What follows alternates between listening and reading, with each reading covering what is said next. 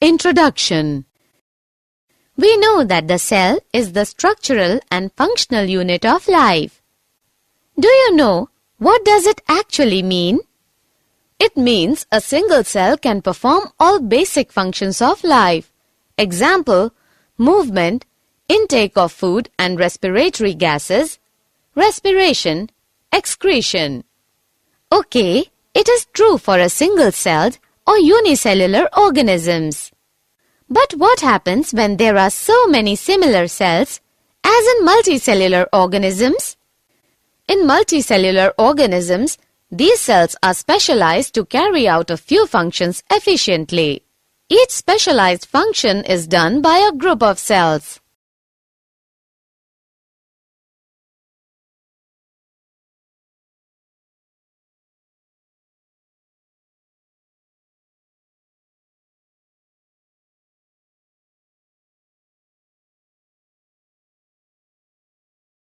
Yes, I remember that nerve cells carry message from the brain to every part of the body. Muscle cells contract and relax so that movements are caused. Blood flows to transport oxygen, food, hormones, and waste materials. Plants are also living organisms, and xylem and phloem cells conduct food and water from one part to another. It is said that in multicellular organisms there is division of labor. I do not understand what does it exactly mean. Division of labor means that a particular function is carried out by a group of cells at a definite place in the body. This group of cells is called tissue, which are arranged and designed to provide the efficient specialized function. So we can define tissues as a group of cells similar in nature that work together to perform a particular function. Example, nerve tissue.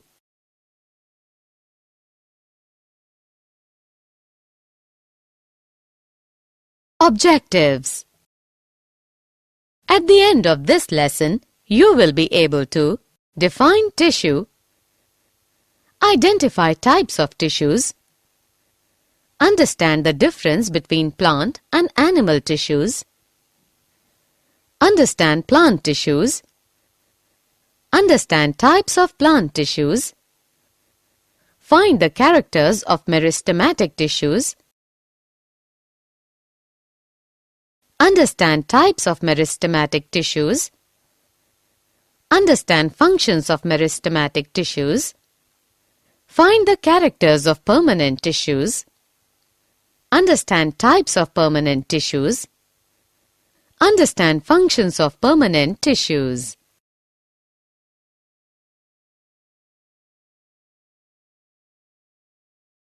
Plant and animal tissue. Plants and animals both are living organisms, but their internal structures are entirely different. Can you tell me why? I know one major difference is that plants are autotrophic. That is, they can make their own food in presence of sunlight, carbon dioxide and water with help of chloroplasts. They are fixed at one place. So the tissues in plants are mainly of such types which give them strength. Some of them are also dead tissues which give mechanical strength. Yes, I know that animals are heterotrophic and have to move around in search of food, mate and shelter. So they need more energy in comparison of plants. That is why most of the tissue in animals are living. One more big difference between plants and animals is pattern growth. The growth in plants is limited to some regions. There are some tissues in plants that divide. Yes, Madhuri, but in animals, the growth is not restricted to some places. It is uniform growth. In animals, structural organization of organ system is more specified and localized.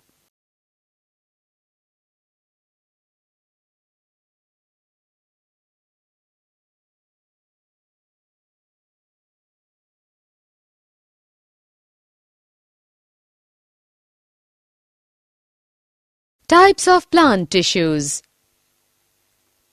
Ankita, do you know that on the basis of their dividing capacity, plant tissues are of two types, meristematic and permanent. Those tissues which divide continuously and help in increasing in length and girth of plants are known as meristematic tissues. These are found only in growth regions of plants. While those tissues which are derived from meristematic tissues but have lost the power of division and have attained their definite forms are permanent tissues. Activity. We can prove that meristematic tissues are found by doing an activity. I will take a glass jar and Ankita, you will also take a similar glass jar filled with water. Then we will place same-sized onion bulb on each jar for 3 days to observe the growth of roots.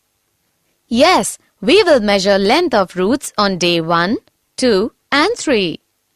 Then on the 4th day, you will have to cut roots of onion bulb. Then again, place it on the jar. On the 5th day, we will again measure the root length. On the 5th day, we find that the growth of roots of my jar has stopped.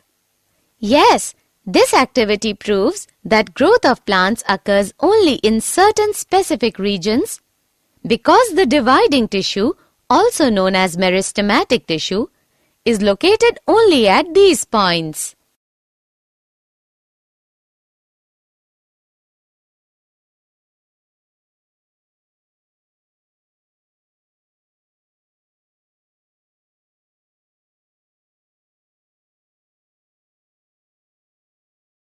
Characters of meristematic tissues.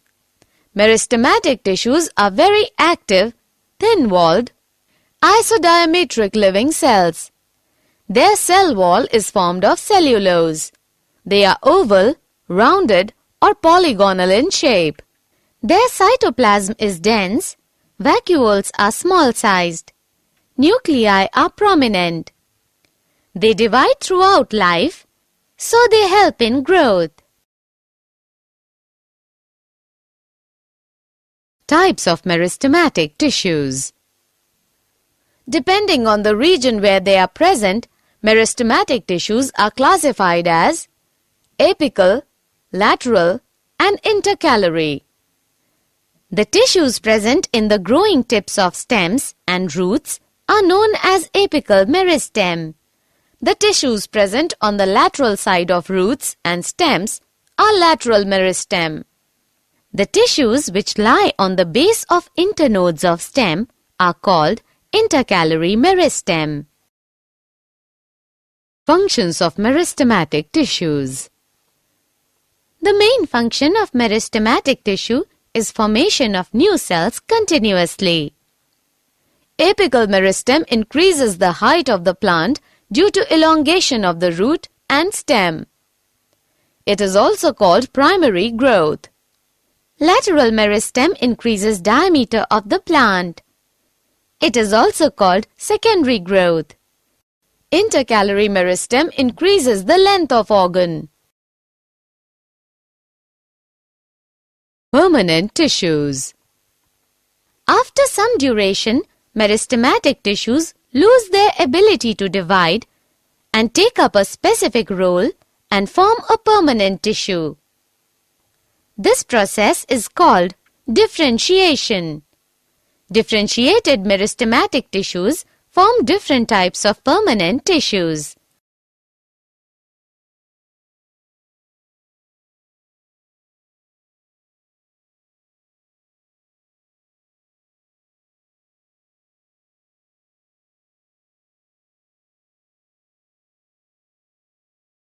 Characters of permanent tissues.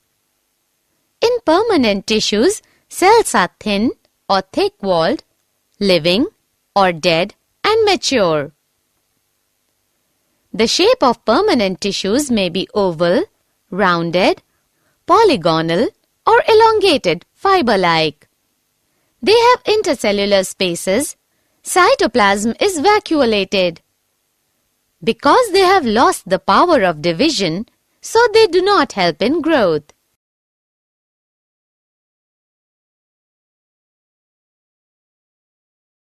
Activity.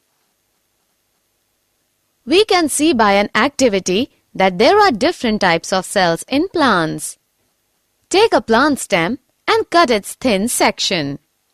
Then stain it with safranin and keep it on a slide with a drop of glycerine and cover it with cover slip. Observe it under microscope. We can see various types of cells and their arrangement. Types of permanent tissues. Permanent tissues are of two types on the basis of nature of cell: simple permanent tissues, complex permanent tissues. Simple permanent tissues are composed of cells which are functionally and structurally similar. Types of simple permanent tissues. On the basis of nature of cells, simple permanent tissues are of three types: parenchyma, collenchyma, and sclerenchyma. Parenchyma is made up of cells with thin primary walls that retain their protoplasm. Collenchyma is made up of the cells with thick primary walls that retain their protoplasm. Sclerenchyma is made up of cells with lignified secondary walls that have lost their protoplasm at maturity, that is, are dead.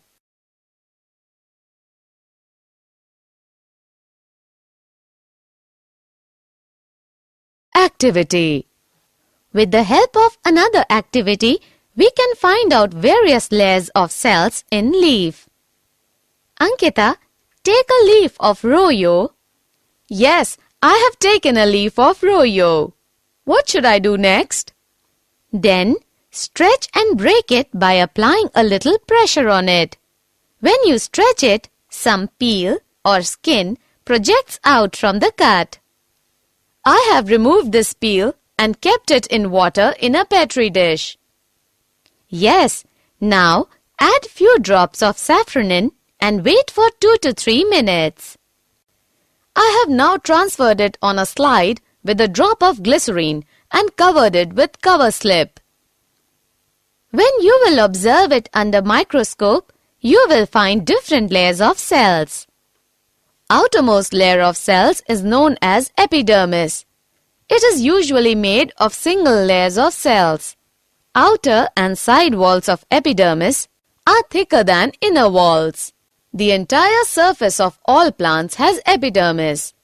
It protects all the parts of the plants from water loss, mechanical injury, and invasion by parasitic fungi. Small pores are there in the epidermis of the leaf. These pores are known as stomata. Stomata are covered by two kidney-shaped cells known as guard cells. They help in exchange of gases with the atmosphere and transpiration.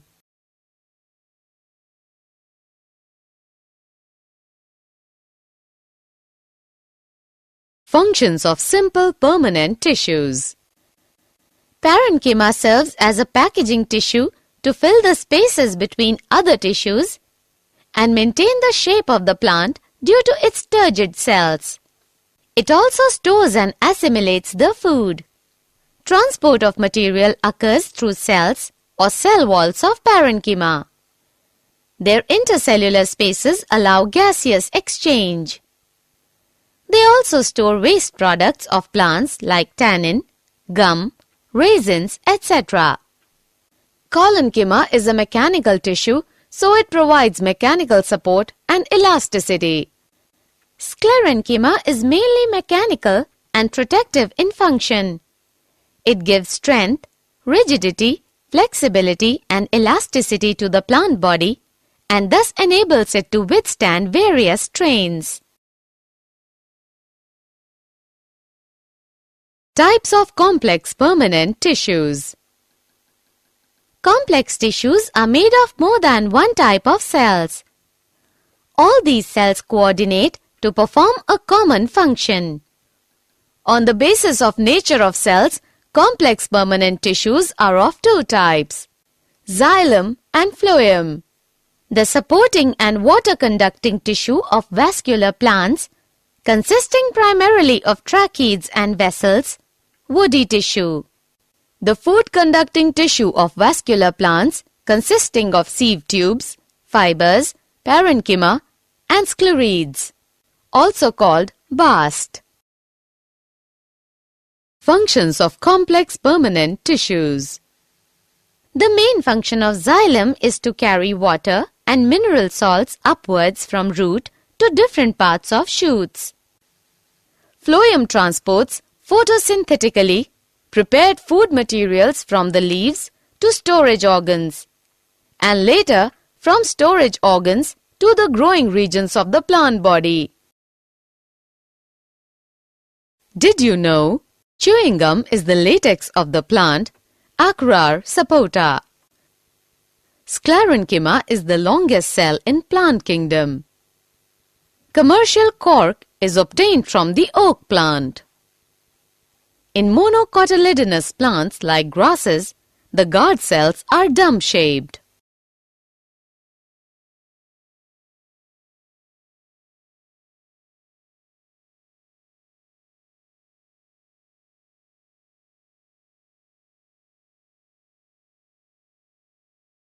Summary.